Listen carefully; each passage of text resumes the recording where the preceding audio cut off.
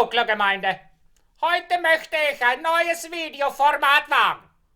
Ein sogenanntes Kommentarvideo. Die radikale Rede einer Vertreterin des Bundes grüner deutscher Mädel hat mich so entzückt, dass ich es mir nicht nehmen lasse, meinen Teil dazu beizutragen.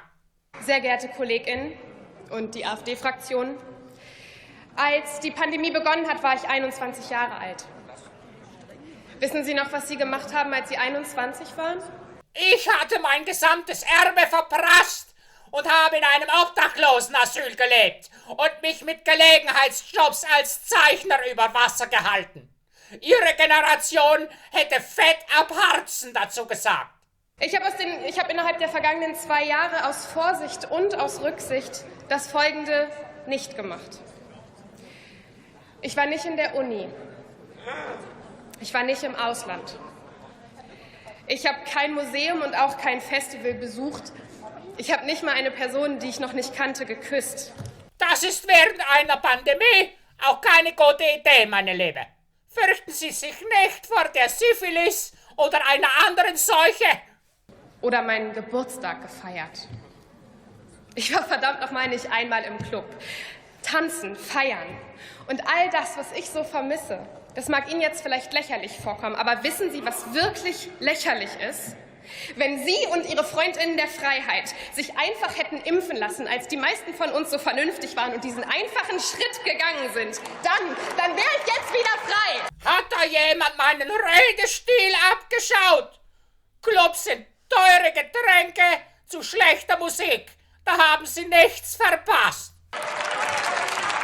Dann wären wir alle wieder frei oder zumindest freier, um das zu machen, was wir lieben und worauf wir jetzt seit 2 Jahren warten, was manche von uns depressiv macht, Menschen in die Einsamkeit stürzt und Familien in den Wahnsinn treibt.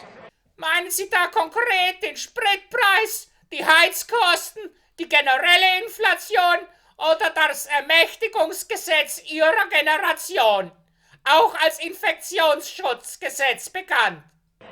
Weil wir bereit sind, unsere Freiheit für das Leben anderer Menschen zu geben, vulnerable Gruppen zu schützen. Das war und das ist unsere Solidarität. Freiheit wird völlig überschätzt. Das ist wenig für die Oma und den Opa. Finden Sie nicht? Aber ich fordere jetzt den Payback. Wir haben nämlich was gefunden, was uns schützen kann. Und deshalb will ich meine Freiheit zurück. Ich will sie zurück. Sollten Sie dann nicht besser Herrn Lauterbach ansprechen bzw. anflennen? Der hat den Freedom Day schließlich abgesagt. Und ich will sie nicht nur kurzzeitig zurück, weil jetzt einige Leute besonders laut Freedom Day rufen. Und offensichtlich alle Erfahrungen mit diesem Virus, die wir alle gemeinsam gemacht haben, ignorieren. Liebe FDP-Fraktion, nur weil man die Pandemie für beendet erklärt, ist sie noch nicht vorbei. Man erklärt eine Sache nicht für vorbei, sondern befiehlt das Ende. An der Uni waren Sie nicht, aber eine Schule haben Sie doch bestimmt einmal von Ihnen gesehen. Ihre individuelle Freiheit endet dort, wo meine beginnt. Sie hätte ich zur Vorsitzenden des Bundes deutscher Mädel gemacht. Wo die kollektive Freiheit beginnt. Und Ihre persönliche Entscheidung, sich nicht impfen zu lassen, beeinflusst mein Leben. Beeinflusst das Leben von Millionen von Menschen in dieser Bundesrepublik. Nicht die Impfpflicht ist die Zumutung, sondern keine Impfpflicht ist die Zumutung. Die Zumutung für die solidarische Mehrheit. Ihre Radikalität ist äußerst erfrischend, Fräulein Vester.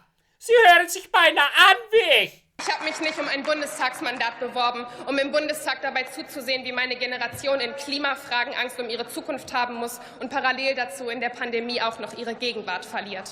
Sollten Sie dann nicht besser spazieren gehen, als im Bundestag herumzulungern?